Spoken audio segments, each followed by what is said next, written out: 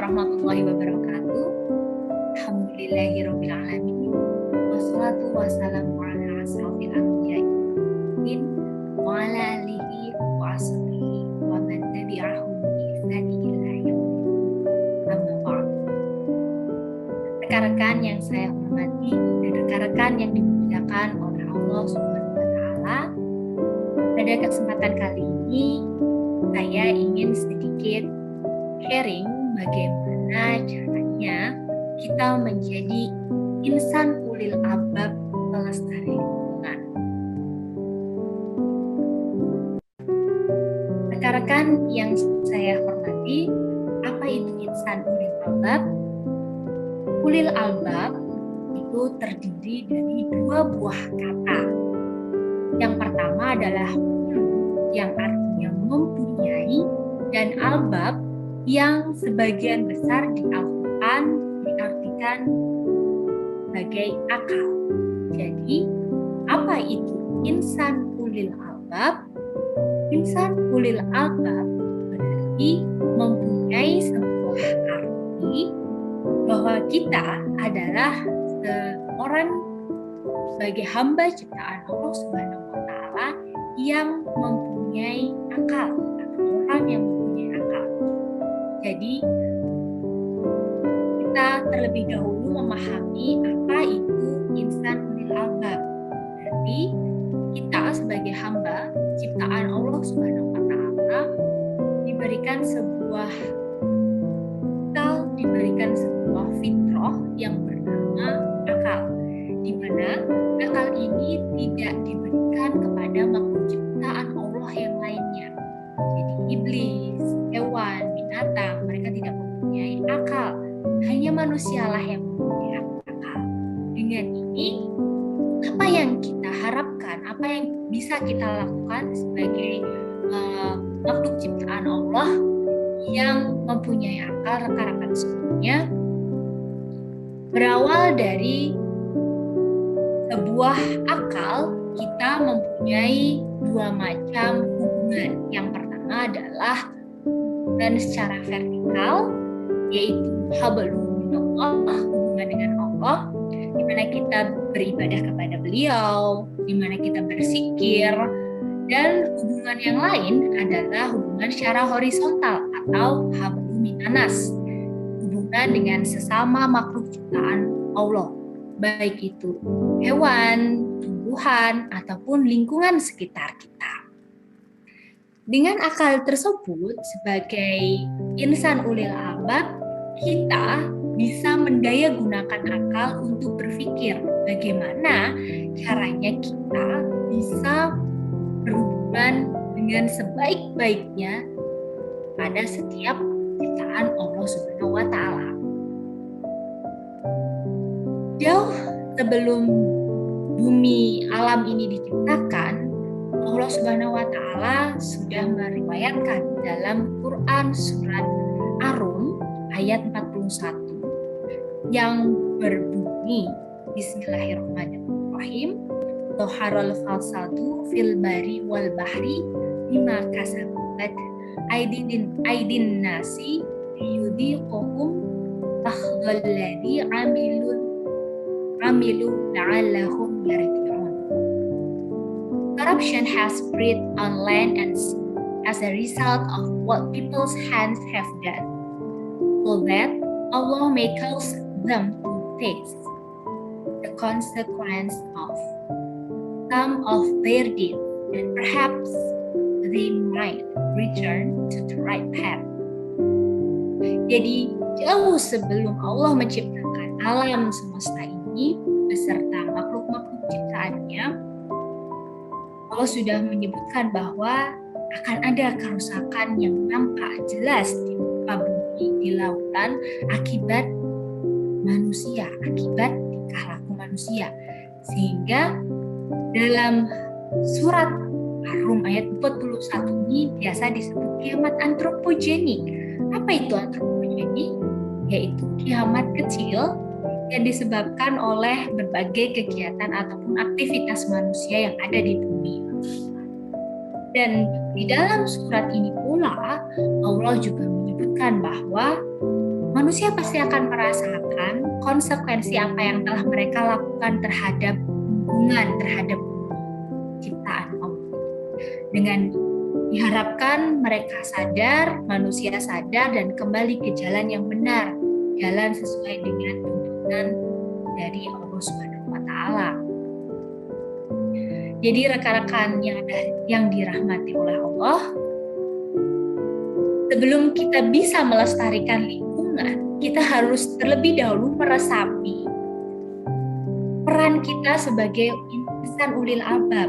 Kita sudah diberikan akal, kita harus bisa berpikir, kita harus bisa mengerti hubungan yang sudah tercipta di alam semesta ini. Yaitu adalah sebuah hubungan kosmologi antara Tuhan, God, human, kita sebagai manusia, dan nature, alam lingkungan sekitar kita. God, hubungan yang pertama, Al-Quran diturunkan sebagai petunjuk umat manusia melalui Nabi Muhammad SAW. Begitu pula agama Islam sebagai agama rahmatan lil alamin, di mana agama Islam ini tidak hanya memuat bagaimana tata cara ritual ibadah, tauhid, tetapi juga di dalam agama Islam maupun Al-Quran terdapat sebuah petunjuk relasi antara hubungan manusia dengan lingkungan, manusia dengan alam. Ada sebuah pepatah lama ya, bahwa kebersihan adalah sebagian dari iman. Betul sekali. Dengan kita menjaga lingkungan sekitar kita, dengan kita melestarikan lingkungan kita, itu adalah salah satu bentuk keimanan kita kepada Tuhan kita, kepada Allah Subhanahu wa Ta'ala. Jadi bentuk keimanan sendiri itu berbagai macam bentuknya. Tidak hanya sholat 5 waktu, membaca Al-Quran, bersedekah, namun dengan menjaga lingkungan sekitar kita itu adalah salah satu bentuk keimanan kita kepada Allah Subhanahu wa Ta'ala. Hubungan yang pertama. Hubungan yang selanjutnya adalah nature, alam.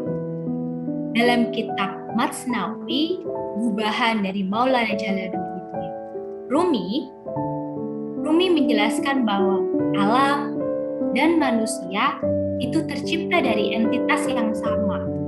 Kita tercipta dari bahan yang sama. Jadi, kalau kita menyakiti alam, menyakiti lingkungan sekitar kita, sebenarnya sama saja kita menyakiti diri kita sendiri. Karena mereka adalah sama dengan kita.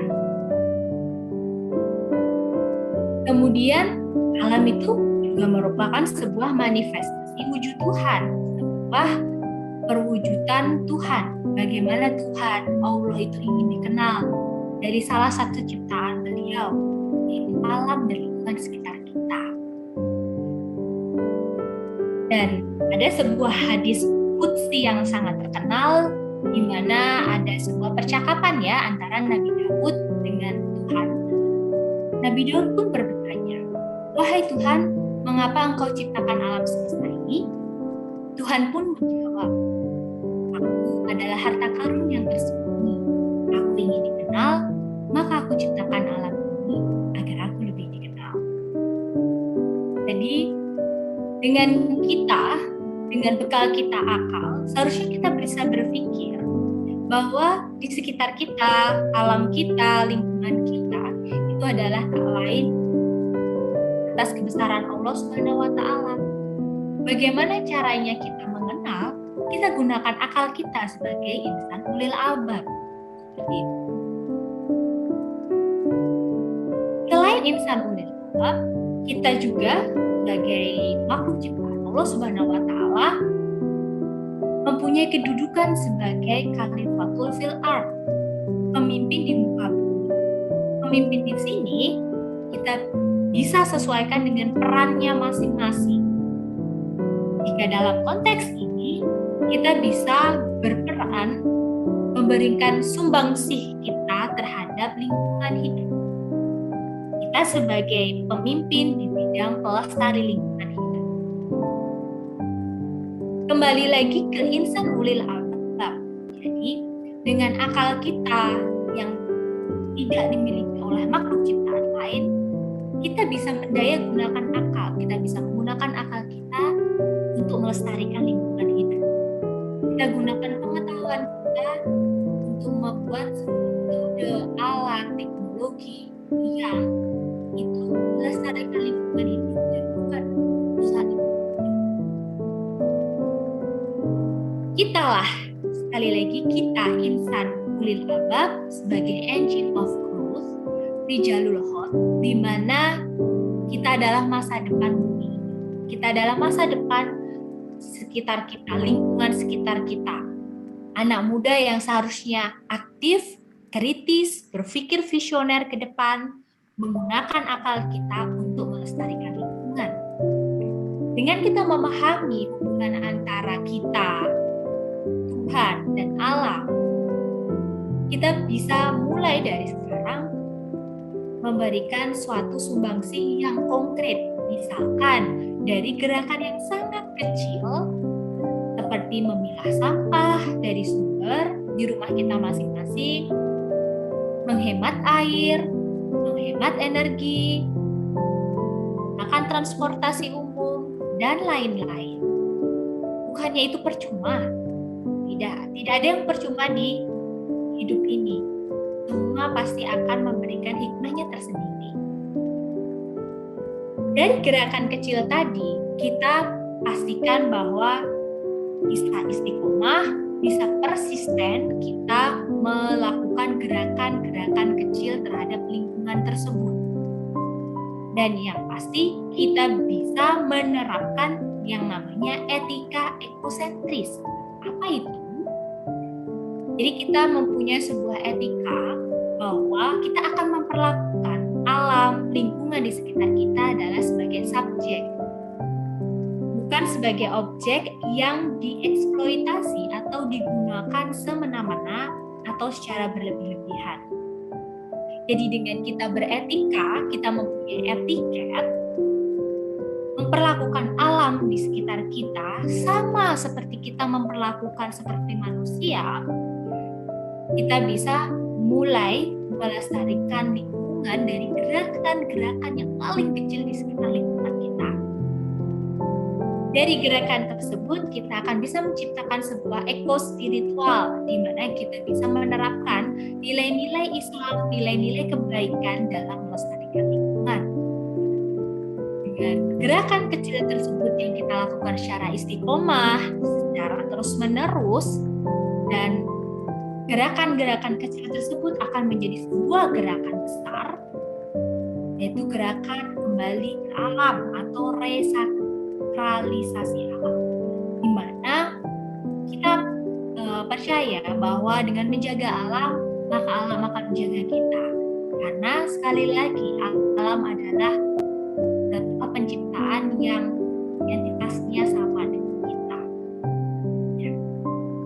Contoh yang paling sederhana saja, rekan-rekan yang dirahmati oleh Allah, ketika rekan-rekan mengguli hutan, menggunakan air semena-mena, membuang sampah di lingkungan, mereka akan berbalik menyerang kita, akan berbalik kembali ke kita. Seperti terjadinya bencana banjir, longsor yang sering terjadi akhir-akhir ini. Dengan gerakan besar berupa gerakan kembali ke alam, akan terbentuk sebuah kesadaran kolektif bersama, di mana kesadaran kolektif kita sebagai insan ulil albab dalam melestarikan lingkungan, gerakan-gerakan tadi akan menimbulkan sebuah momentum yang besar bagi lingkungan hidup di sekitar kita. Seperti quote dari Ali bin Abi Thalib, bahwa kebaikan yang tidak terorganisir akan terkalahkan oleh kejahatan yang terorganisasi.